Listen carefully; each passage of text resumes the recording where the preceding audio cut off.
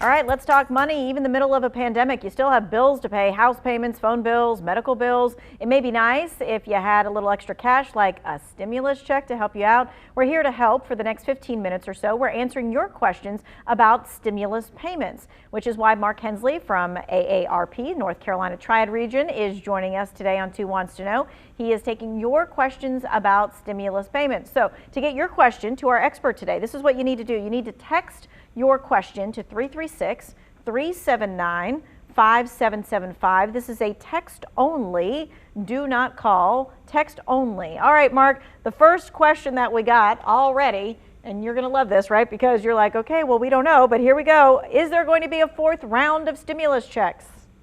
Boy, that is the question that everybody's asking. In President Biden's address to the nation this week, there was some mention of it, but we don't have any details at this point.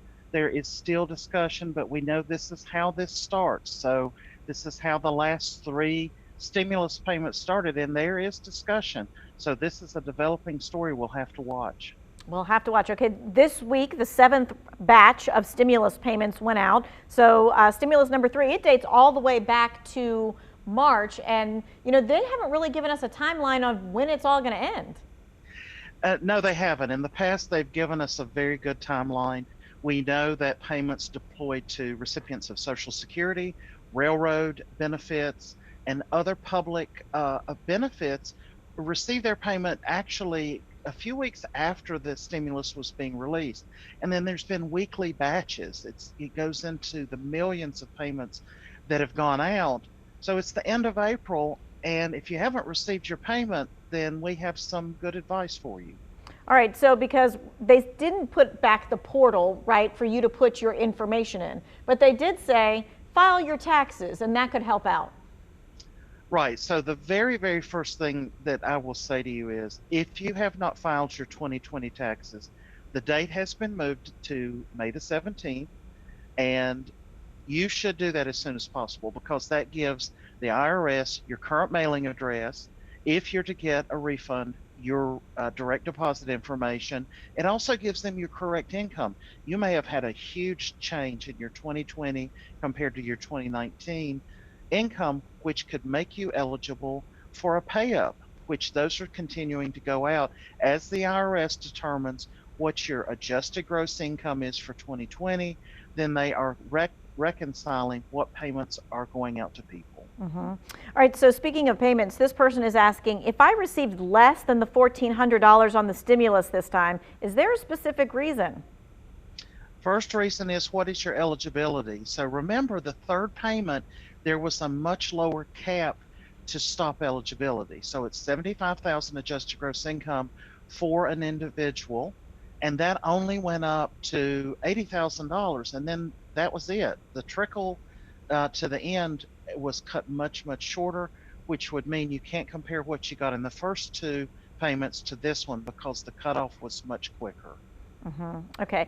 What about, there's like a really interesting thing if you had a dependent and maybe because the threshold was lessened this time, you may not have gotten the dependent payment either.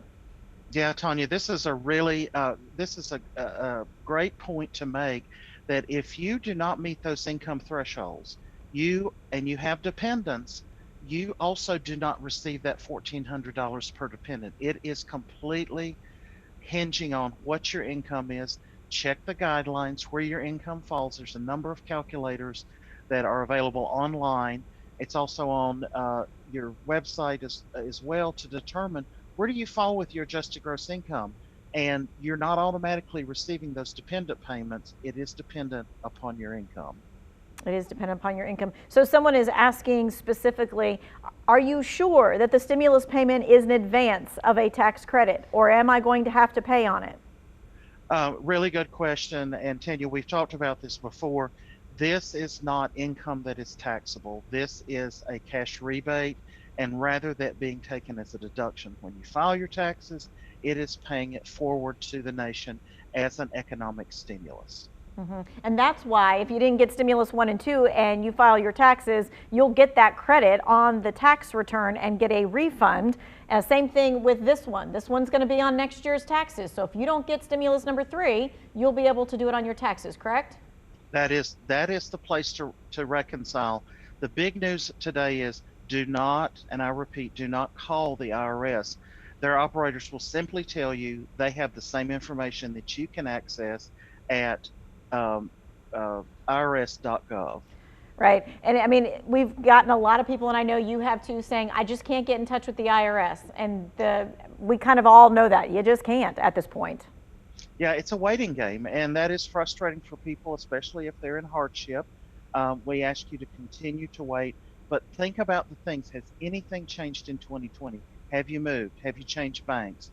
Have you, not received a direct deposit from the IRS? Any of those changes, think about what has changed, especially your income can affect whether or not you get a payment or not, or if it's been lost in the mail, if you will. Okay. All right, we're going to continue to take your text questions. The number at the bottom of the screen, 336-379-5775. Marcus hanging around for one more segment. We've got him for you, so make sure you get your question in.